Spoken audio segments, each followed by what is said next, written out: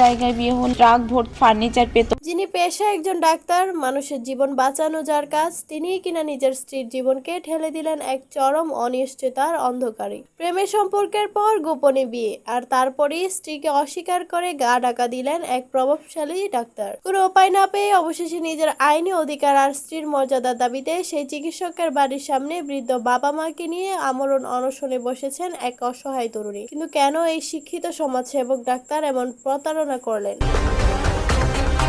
ঘটনার অনুসন্ধানে জানা যায়, বেশ কিছুদিন আগে এক চিকিৎসা সূত্র ধরে ওই তরুণীর সাথে পরিচয় হয় স্থানীয় এক সরকারি হাসপাতালের চিকিৎসকের। প্রথম দিকে পেশাগত খাতিরে সাধারণ কথাবার্তা হলেও ধীরে ধীরে ডাক্তার সাহেব তরুণীকে প্রেমের ফাঁদে পেলেন। এক পর্যায়ে তরুণীর সরলতার সুযোগ নিয়ে এবং নিজের ক্যারিয়ারে দোহাই দিয়ে অন্তত গোপনে কাজের মাধ্যমে বিয়ে সম্পন্ন করেন তারা। বিয়ের পর থেকে তারা আলাদা বাসায় স্বামী স্ত্রী হিসেবে নিয়মিত বসবাস করেও আসছিলেন। গোলমাল বাধে যখন তরুণীটি সামাজিকভাবে চিকিৎসকের নিজের ঘরে ওঠার জোর দাবি জানান। তখনই চেনা রূপ বদলে আসল চেহারা প্রকাশ পায় সেই ভণ্ড ডাক্তারের।